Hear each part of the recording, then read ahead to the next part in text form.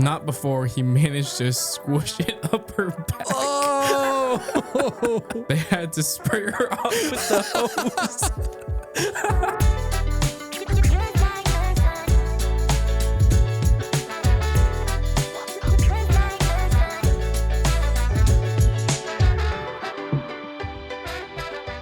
Welcome back, everybody, to the Gimbal Guys podcast. I'm Sam, here with Nick. We are SeaMount Weddings, and today we're doing part 2 of Reddit wedding horror stories. Reddit's always got some gems in the wedding industry, and these are horror stories specifically. Maybe they've got some funny ones we can react to sometime. But first episode we had some good things to react to. Hoping this one also lives up to the hype. I guess let's just dive in. Yeah. Who's first? You want to go first? Sure. Okay. A horror story with a happy ending. Okay. So, friends had a small wedding with the reception in a private area of a restaurant with about 30 people. After the meal, our server came through the doors with the 3-tier wedding cake in her arms. When she got front and center, she slipped and hit the floor like a rock face first into the cake. Hit the floor like a rock. Face first into the cake. Yes. Yeah, okay, I read that wrong. Anyway, the initial laughter stopped quickly. I would have laughed too. when it seemed... okay, maybe not. Actually, no, this would totally be me. The initial laughter stopped quickly when it seemed that she might be hurt because she wasn't moving. Oh, shit. She got up with help, obviously sore, but crying as hard as I've ever seen, hysterically apologizing over and over.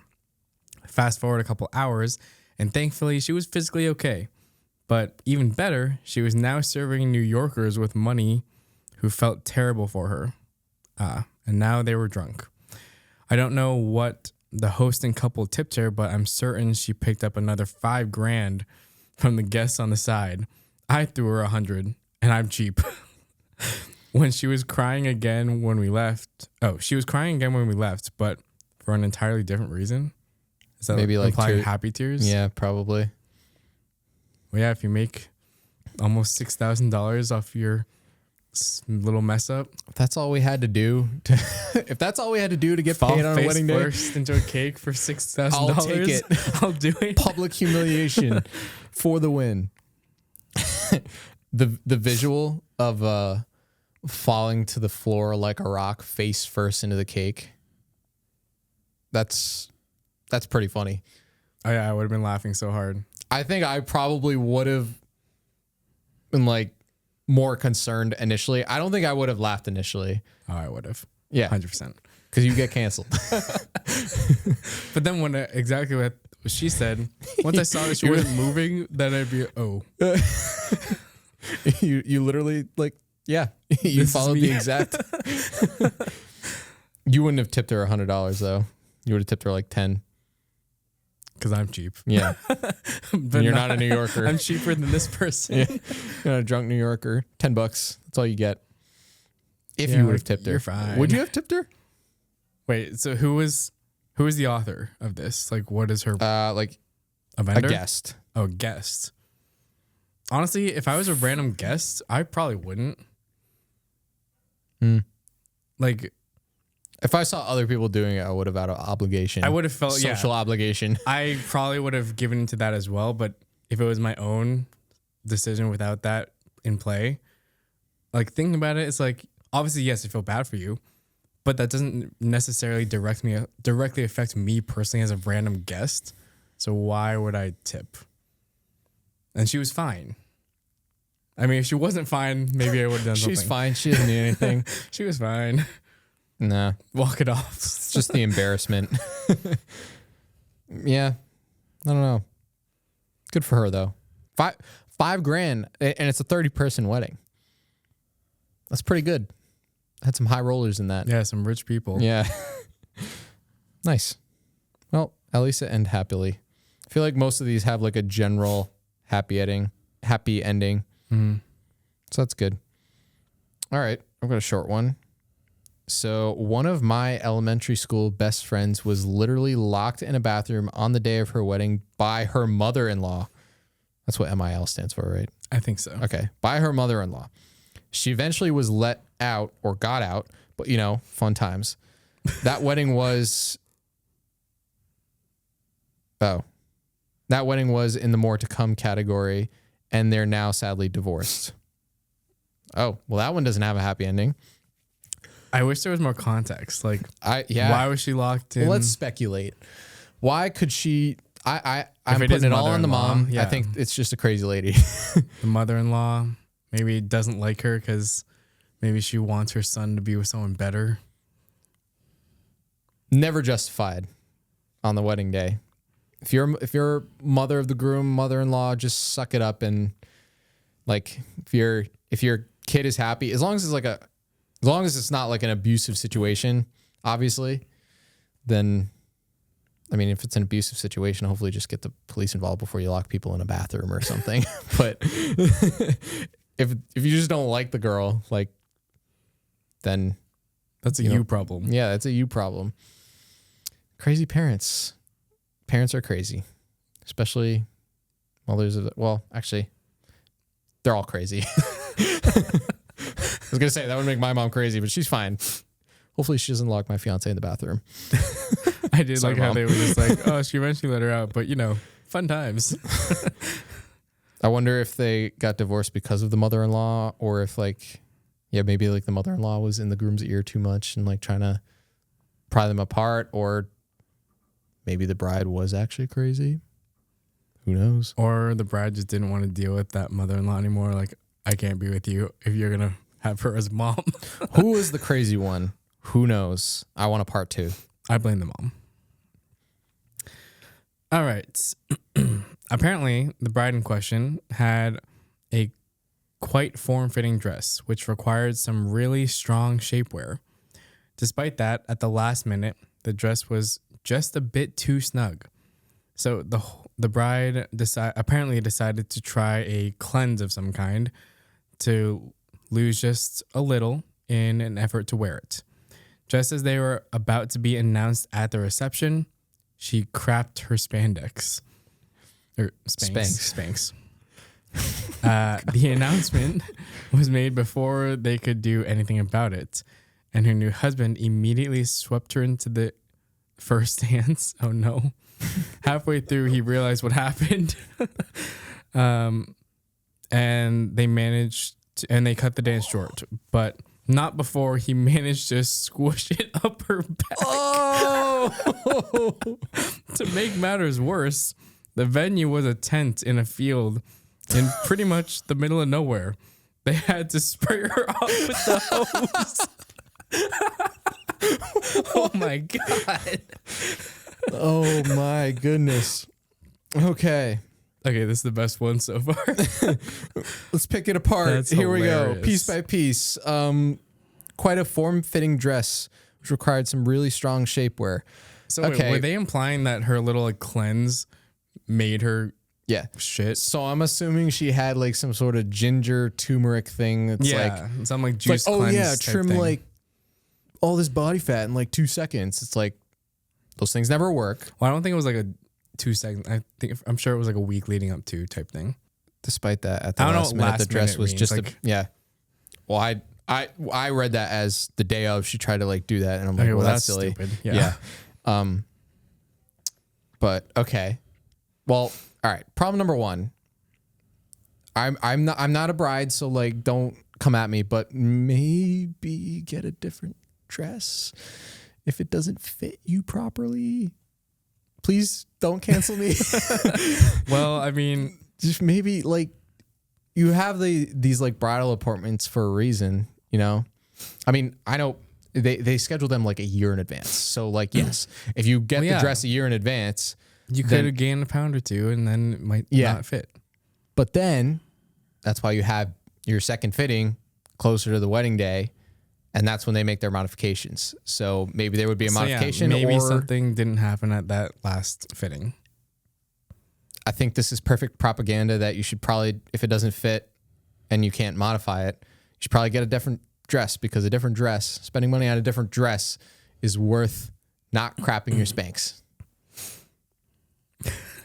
It's just The part that got me, the squish. The squish got me. She managed to squish it up her back. That is nasty. And then the ending got me again. When sprayed her down with the hose. In the middle of the field. Like, that is just too funny. Oh, gosh. I mean, why Yeah. didn't she stop? Like, I know it says he like swept her into the first dance, but if I was her, I would have been like, no, stay the hell away from me. Maybe she thought she let out not crap. She was just trying to blow a little air, just a little gassy. A little bit extra came out. Maybe that's what happened. Maybe she didn't know she did. Oh my God. Or she was just like too numb down there to even realize what was happening after the cleanse. Don't try anything you haven't tried before the week of or day of your wedding. Just keep it pretty chill. Food wise. Yeah. Yeah. Food wise, medication wise, heard some stories about that. Yeah, don't be No hard experimenting on drugs. drugs the day before your wedding. No laxatives, nothing like that. That's the second brown dress story we've heard of. Okay, next story. We first noticed something off when one of the bridesmaids was sitting on the groom's lap at the head table for a really long time. The bridesmaids. Okay. Bridesmaids sitting on the groom's lap at the head table Red for flag a really long right there. Yep. Then it's speech time, and we find out this woman isn't just a bridesmaid. She's the maid of honor. Her entire 10-minute speech is about the groom being her best friend since childhood and their special connection that can't be broken. Zero mention of the bride. She's the maid of honor, so the speech should have been about the bride. But anyway, super cringe, but things move on. The bride and groom have their first dance after barely interacting all night. Then comes the money dance. The maid of honor practically shoves the other women out of the way to dance with the groom and straight begins grinding up and down his legs before shoving both her hands down the front of his pants in front of the entire wedding. We were flabbergasted, but the bride seemed utterly oblivious and things, again, carried on. Okay. We'll come back to that. Okay. As we start winding down the evening, it comes time for the happy couple to do the official departure from the wedding and head up to their room, except nobody can find the groom. The bridesmaids start asking the staff if we have seen the groom anywhere. One of our bellboys says he thinks he saw him go upstairs. The food and beverage manager of the hotel heads up to the suite to see if he's in there at the bride's request, as she didn't want her bridesmaids wandering off and missing the farewell in case he pops back up. Well, after a bit of knocking, guess who opens the door in a disheveled mess? Yep, you guessed it, the maid of honor. The groom appears behind her a moment later, and my boss stiffly relays that his bride is looking for him and he is needed downstairs. It takes them another 20 minutes to get back to the wedding, and I shit you not, these two walked back into the room together, bold as brass, arm in arm, like it's totally normal for the groom and maid of honor to disappear to the honeymoon suite for an hour alone during the wedding. Interesting. Also, Okay. I find it interesting the perspective. This is clear, like from like the vendor employees. Yeah, it's So like they a have like catering. no connection. They have no idea who these people are. So maybe all the guests understood what was going on, but from these people, they're like, "What the hell is happening?" Okay, so Because I'm also like, "What the hell is happening?" let's pick this apart. Also, I feel like I've heard this story before. These are from Reddit. I feel like I've heard this story before, like on another podcast or something. So I'm sure this is like got upvoted a One of bunch of those times because of famous how crazy stories. it is, but like rightfully so. This is bananas. Probably should have stopped that when the maid of honor was sitting on the groom's lap. Yeah, that's a problem. You're not a child. You shouldn't have kids at your wedding anyway, sitting on the groom's lap, but regardless, nobody should be sitting on the groom's lap. Not even the bride. That's like still a little weird. Like A little strange. Yeah. Should have ended there. Also, like, clearly, as the maid of honor, I don't know if you have known both of them for a long time and you're just like a touchy-feely person. The bride was like forced to make her the maid of honor because of how close she was with the groom. Yeah. Their special connection can't be broken. Yeah, Zero mention of the bride. Special connection. Like, come on. Very special. Okay. And then, okay, if it hadn't stopped at this point, she shoved both her hands down the front of his pants in front of the entire wedding. While grinding up and down his legs. Like, how is no one reacting? There? How does no one react to that? Like, unless it wasn't as obvious as this person is writing. How can how can you not? You can't do that. Eyes are not on obviously. Them. Like, yeah, everyone saw for sure. the front of the pants. Yes, I almost would have given you a pass if it was down the back of your pants, just like grabbing his butt. That's better, still bad, but not good. But the front. We were flabbergasted. Yeah, as would I. I am flabbergasted too. And then you just go off and cheat after that? Like, come on, man. Like, why are you here in the first place? This you is have such a special connection. All on the groom, honestly. Oh, yeah. This is all on him. Yeah, because, like, maybe she's had a bunch of drinks and she's clearly into him. But if he's not stopping these things, he's not stopping these advances, and he knows about this, and he's getting married, she probably shouldn't even be at the wedding if she's, like, in love with this guy. Unless this was like some poly relationship between the three of them, but because the bride seemed to not care at all, and she seemed oblivious. So, well, maybe she didn't. Right? Maybe it is a poly relationship. Yeah, you know what?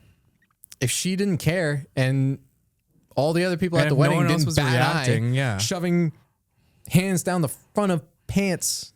If anybody does that, like, usually it's like game over, right? Like, even if the bride's like putting her hands down his pants, it's kind of like, hey guys, like, that's a little too much for this.